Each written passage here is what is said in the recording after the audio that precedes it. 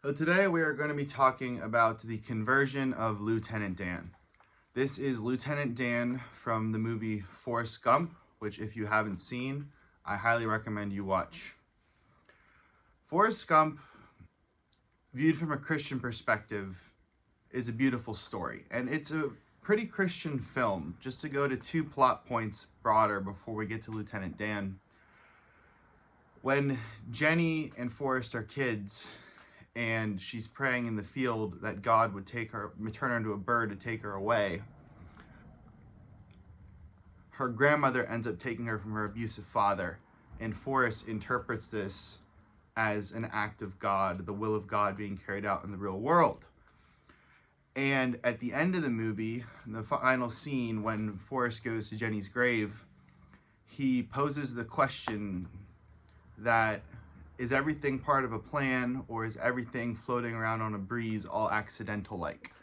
And if you were to extrapolate philosophically from that simple statement, you'd wind up with something along the lines of compatibilism, which I know we've talked about on this channel before. That's the interplay between God's will and man's will. So the film is overwhelmingly Christian, and I want to focus specifically on the character of Lieutenant Dan. And we're going to break this into two parts. I want to talk about, the theology behind his perspective, and then we'll talk about his specific conversion story as an example of a conversion. So the most harrowing scene from Lieutenant Dan's journey would have been after he had his legs amputated and he was in the bunk next to Forrest, and Forrest is laying there going to sleep, and Lieutenant Dan reaches up from below his bunk and grabs him and pulls him onto the ground, and he starts yelling at him that everybody has a destiny, it was all part of a plan, that he was supposed to die in the field with his men, that was his destiny. And then he breaks down in tears because he doesn't hate Forrest. He hates his position, that he was robbed of his destiny and now he has to live life being physically disabled. So when we talk about the theology of Lieutenant Dan, I want to go two places. The first place I want to go is the book of Job, which may have seemed like an obvious choice given the plot of the movie. From everything we can tell, Lieutenant Dan is a blameless and upright character. He does his duty, he serves his country, and when Forrest and Bubba show up to the base in Vietnam from basic training, it's pretty clear that they're disabled, and Lieutenant Dan doesn't look down on them. He doesn't judge them for it. He doesn't bully them. He accepts them as members of his platoon and gives them the same instructions he would give any other GI who would serve under him. And Forrest testifies to how thankful he is that he gets to serve under Lieutenant Dan in this scene where they're on the patrol on the road, and Lieutenant Dan gets those feelings that something bad is happening, so he has everybody get down. Forrest is convinced Lieutenant Dan is a good leader. And in the book of Job, we see terrible tragedy befall Job at the hands of Satan. And Job is questioning why. I want to pause there with that idea, and then I want to go to our next idea. That's going to be the idea of sovereignty. If you watched my talk with my mentor on the conversations part of this channel, we're going to go over some familiar concepts. So when we talk about sovereignty, we talk about the Lord's Prayer, the prayer that Jesus tells us to pray, thy will be done on earth as it is in heaven. When we talk about sovereignty, we talk about an ordered world, a world that is governed, simply put, by a higher power. And we also touched on this in my Belisab Zhabotinsky reactions video, that we live in an ordered world, that if you take a look around and see with your own eyes the sheer amount of synchronicity we have before us in lived reality, it makes it pretty clear in my eyes that there is some creator, some narrative force behind this. So when we talk about thy will being done, it's easy to see the scriptures as simply a narrative of this happening. And I think this is most clear in the genealogy of Christ. So we see in the Gospel of John this genealogy traced back over 14 generations. And we see some familiar characters from in the Old Testament in this genealogy. And we find that if God wanted to get to his goal of Christ born of Mary, all of these successive actions would have had to have transpired. So starting with Abraham, the call to leave Ur. We can go to King David, the Davidic line being the seed of Christ. We can talk about Rahab, the Canaanite prostitute who was spared the destruction of her city because she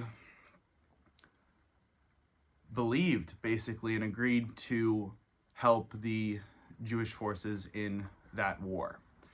And we see God's will being carried out consecutively for 14 generations. The sheer amount of variability that could have existed throughout that period of time that didn't. 14 generations, that 14, or it's a lot more than that, men and women who have to couple up at a specific time in a specific way to lead their offsprings, to have specific characteristics and live in certain places to meet the next group of people. And we see that whole line carried out deterministically up until we end up with God's will, thy will being done with the birth of Christ, who Christ is. So when we apply this to Lieutenant Dan,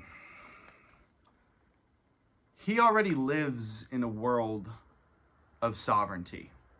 He understands sovereignty on a level he can't articulate. Because when we get introduced to Lieutenant Dan, we see that montage where it takes you through a guy dying in every major American conflict, World War II, the American Revolution, the Civil War, and we find, Forrest narrates to us that a member of Lieutenant Dan's family had died in every major American conflict. And Lieutenant Dan goes into battle knowing this. He believes on some level that it is his destiny that he would die just like his ancestors. And already we're setting off a whole bunch of flags for the kind of thinking that someone who believes in sovereignty would have automatically. The belief that life has a purpose. The belief that we are set narratively at a time and a place to carry out a specific set of actions that is dependent on what has come before us. There's a deterministic sense to it, but there's also a duty, an obligation, an honor to be where we are, to do what we have to do to contribute to the world around us. It seems like that position is already taking into account the core claim of sovereignty, which is that reality is ordered. There's a reason why you are who you are, and you are where you are, and you will do what you are ultimately going to do. It seems like Lieutenant Dan already exists in this same philosophical headspace. And that's why we see the next part of the story happen the way it happened. Because the platoon is ambushed, most of the men are killed, Lieutenant Dan is wounded, and Forrest, carrying out God's grace, which is a way we can put it for the sake of this argument, saves Lieutenant Dan from certain death because he'd already ordered the napalm strikes on his specific location. So he's mortally wounded, he's convinced he will die, and in dying he is going to carry out to the greatest extent of his will that he can his ends, which would be naping the whole area so that he can take as many of the bad guys with him. This lines up with everything he's already previously assumed about his destiny. because he's assumed that he comes from this lineage that has to act a certain way, that has to do this. It's morally incumbent on him to die in this specific instance, and then he is saved. If you remember that scene, he violently tells Forrest to leave him there. And Forrest, of course, refuses and carries him to the riverside where he is saved. So we see sovereignty in that specific action. Within the plot of the movie, if we take that assumption about an ordered world and we extend it to what happened to Lieutenant Dan, not what he wanted to happen to him, he was saved. He was spared. A force outside of himself, that being Forrest, running through the jungle, at complete random, just happening to stumble upon Lieutenant Dan minutes before everybody would have died once the napalm gets there. We see that act of mercy bestowed upon Lieutenant Dan, an act of God's sovereignty that he was saved. So now we are playing by Lieutenant Dan's rules, because this same ordered force that he believes to have ordained him on this pathway to get him to this very spot, that same concept, theoretically, has now exercised authority to take him out of where he assumed he was supposed to be. So we see Lieutenant Dan saved. We see Lieutenant Dan's legs amputated, and we see Lieutenant Dan in the hospital bed right next to Forrest. And Lieutenant Dan at this point feels like he was denied his destiny, that he was spared, but he shouldn't have been spared, that he was destined to die. But no, he was destined to live. That is why he was saved. That was the ordaining hand of God working through Forrest to save Lieutenant Dan and bring him into a present that he wouldn't have otherwise chosen. Yet he is there. And this brings us back to Job. Similarly to where Job finds himself after his flocks are destroyed, his children are killed, and his entire body is covered in painful boils. He laments in Job chapter 3.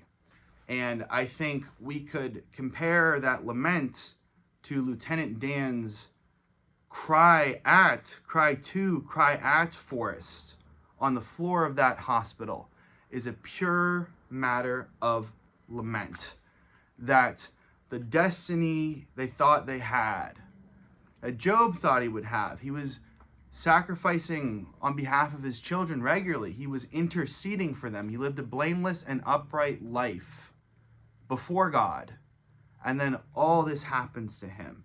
Lieutenant Dan, serving his country, following in his father's and his grandfather's and his great-grandfather's footsteps to do right in his eyes, finds himself in the same position.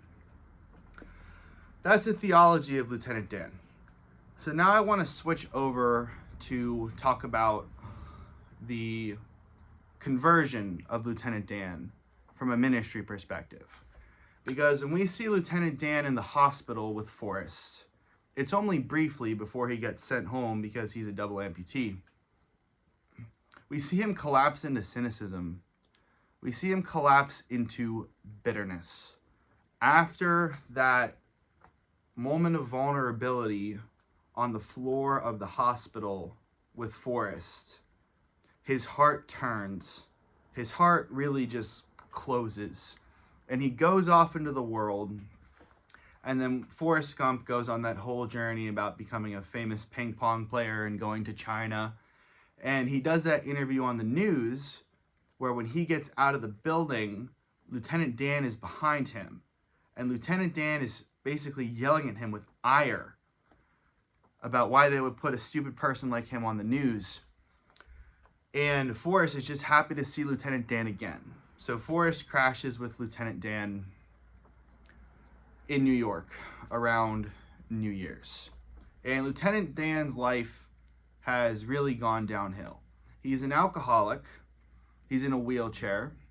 He's jacked because he spends most of his time, he got in shape so he could carry his body around better. But he's still defeated, nihilistic, and it seems like his only friends are some of the women of the night at the bars he goes to. And there's a pivotal scene in Lieutenant Dan's apartment, I believe it's before the New Year's scene, where Lieutenant Dan asks Forrest, "Have you found Jesus yet?" And then Forrest responds, "Found him? I didn't know I was supposed to be looking for him." Because Forrest is a believer. His mom raised him to be a believer. He's still a believer. He believes he's going to heaven. He tells it to Lieutenant Dan. But Lieutenant Dan, an atheist, a bitter, cynical, agnostic atheist, finds himself in the VA with all these other wounded veterans. And those are some of the only people who will talk to him. And they're going on about Jesus this, Jesus that. And that would be an example of a ministry to a vulnerable population. There's a lot of this in the Christian world. There's ministry to the homeless. There's ministry to those in prisons. I think it'd be interesting to do a ministry to people who are in psychiatric hospitalization. That might not work out logistically. But we're preaching the gospel to those who need to hear it, just as Christ says in the Gospel of Luke that he came for the needy. And Lieutenant Dan, in this case, is the needy. So he's already hearing about the gospel.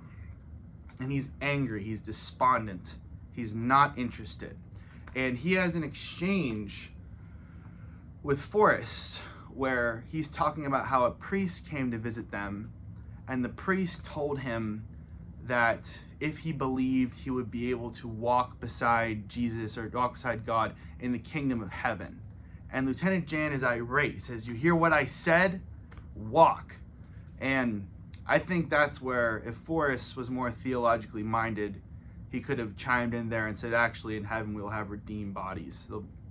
They won't have illness or anything like that. But we see Forrest being there as a witness for Lieutenant Dan. He's not preaching to him. He's not ministering to him. He's just standing there as a witness, showing Lieutenant Dan what his beliefs do to him. Because he's not telling him about the book of Judges. And he's not telling him about how to interpret the book of Revelation. He is just a Christian hanging out with Lieutenant Dan. And I want to go back to Lieutenant Dan being blameless and upright that I mentioned at the beginning of this talk. When he initially met Forrest and Bubba, it was clear they were differently able, but he didn't care. So on New Year's night, Forrest and Lieutenant Dan take these two girls who are friends of Lieutenant Dan's back to their apartment, and things start to get a little heavy, and Forrest isn't interested in it, and one of the women calls him stupid, and Lieutenant Dan gets very mad, kicks them both out of the apartment, and says nobody calls him stupid. So we still see in this broken, wretched place Lieutenant Dan still is in his life, external, in his heart, internal. There is still a glimmer of that grace within him. And that perhaps should make it no surprise to us that months later, after Forrest buys his shrimp and boat and makes it with the promise he made to Bubba, he writes Lieutenant Dan a letter, and Lieutenant Dan shows up on the dock. And you know what? He has a better attitude. He's still nihilistic, he's still cynical, but he decides, you know what? He made a promise to Forrest on New Year's Day as a joke, and he's going to carry through with it now. So now we go back to this whole witness non-believer dynamic, because they're trying to catch some shrimp, and they're not doing too well. So Lieutenant Dan makes the offhand comment that Forrest should pray for shrimp. And what does Forrest do? He goes to church, and he starts praying for shrimp.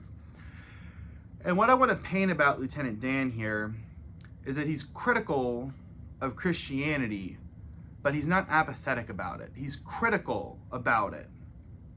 But that means he at least cares a little bit. There's something in him that is invested in whether this is all true or not. So we see a montage of scenes where Forrest goes and he's in the choir and he's singing along.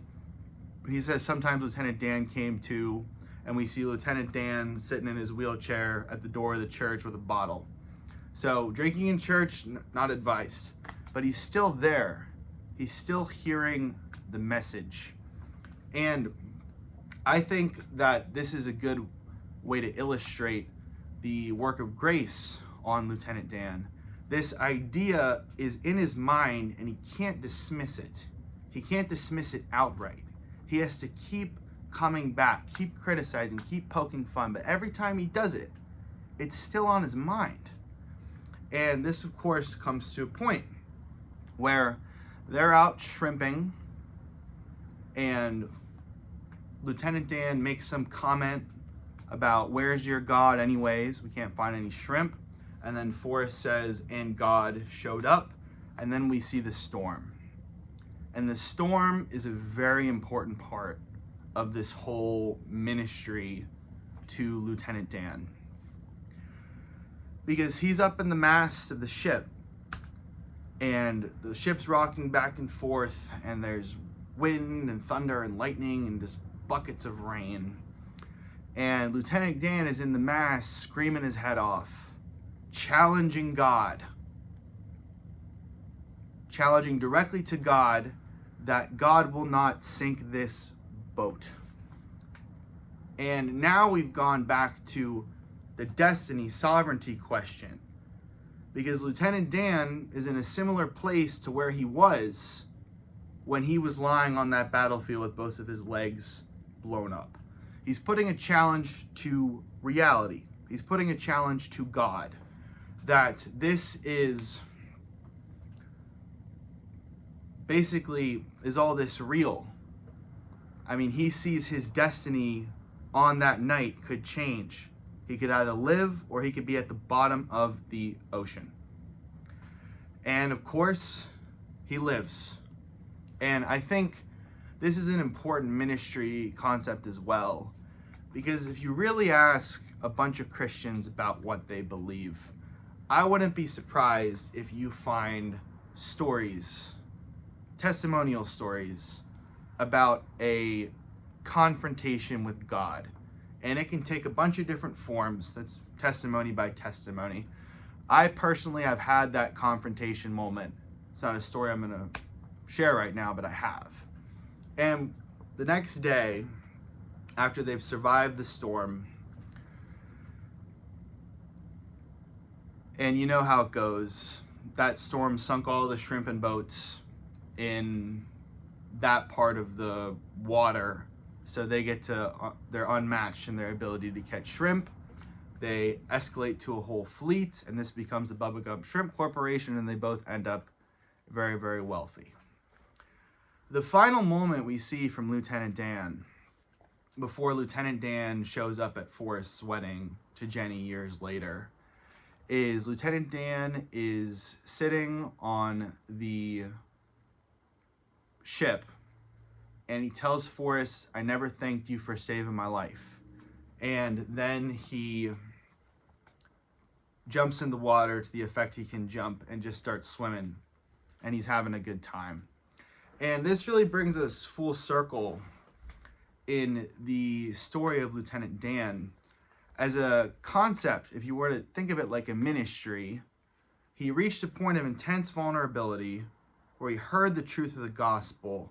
He rejected it, but through continued presence, through the ministry at the VA, and through Forrest bearing witness, this became an idea on his mind that he couldn't just dismiss, which leads him to reluctant church attendance. And you got to figure this whole time it's building in his head, everything he hears in that church, every sermon he hears, every look of joy on the face of those in the choir, it's all building in his mind. So finally, when God shows up Lieutenant Dan understands where he is in this story. It's a deeply Christian film, but I think the Lieutenant Dan plot point from a theology perspective to a ministry perspective is beautiful to watch. And if you've seen the film and you've been encouraged by that, or if you've watched this video and you've been encouraged by it, I'd recommend check out some of the other stuff we have on the channel.